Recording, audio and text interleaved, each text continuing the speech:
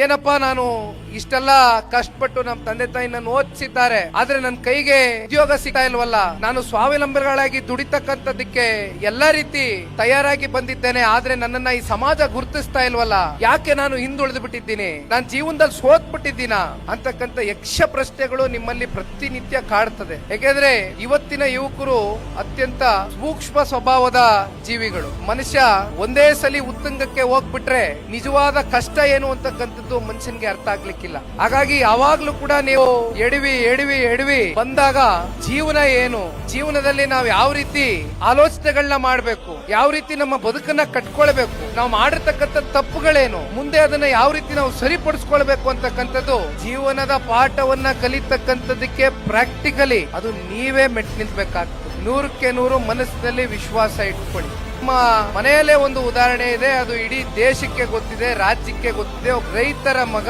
ಕೆಂಪುಕೋಟೆ ಮೇಲೆ ಏಕೈಕ ಕನ್ನಡಿಗ ಬಾವುಟವನ್ನ ಆರಿಸಿ ಪ್ರಧಾನ ಮಂತ್ರಿಗಳಾಗ್ತಾರೆ ಅಂತಕ್ಕಂಥದ್ದಾದರೆ ಇದಕ್ಕಿಂತ ಉದಾಹರಣೆ ನಮ್ಮ ರಾಜ್ಯದಲ್ಲಿ ಮತ್ತೊಂದಿಲ್ಲ.